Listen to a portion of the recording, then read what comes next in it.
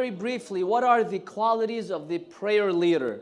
Who's qualified to lead a prayer and you can pray behind them in jama'ah in a congregational prayer? Number one, this person must know how to do the salah correctly.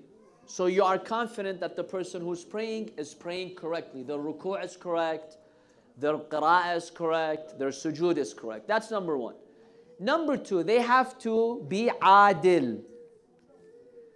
They have to be just according to Islamic law, upright. What does that mean? Do they have to be infallible, ma'soom? No, because nobody is infallible except the infallibles. The upright person is the one whom you know this person will not publicly sin or insist on sins.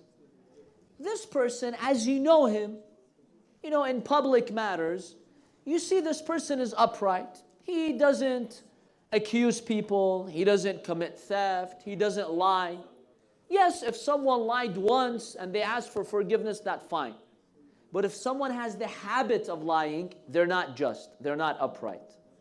Someone has a habit of doing ghibah, backbiting, and attacking people's reputation. They have a habit of doing this. This people is not upright.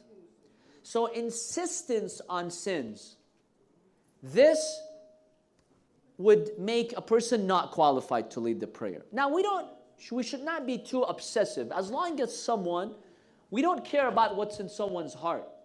We care about the apparent. As long as this someone apparently seems to be upright, seems to be just, we can do the prayer behind this person.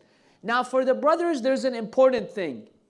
When it comes to shaving the beard, if you follow a marja who says you have to grow a full beard, if you follow a marja who says you have to grow a full beard, and you consistently shave, this will make you lose adalah and makes you unqualified to lead the prayer.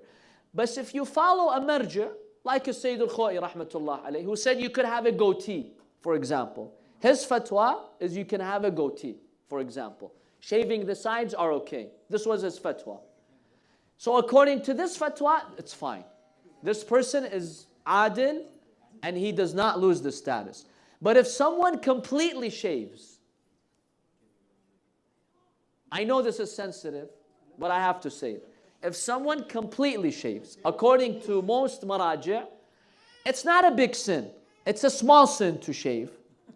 But the insistence on it becomes a big sin. Someone shaving their whole life. Because according to Islam, it's mandatory to keep a beard. Even if it's a very light beard, but to keep a beard. Completely shaving, especially, with the Mark III blades, right? That's haram. According to the scholars, it's haram. Most scholars would agree that it's haram. So if this person follows a marja' who says shaving is haram, and this person is shaving, and insists on doing that, then it's a problem.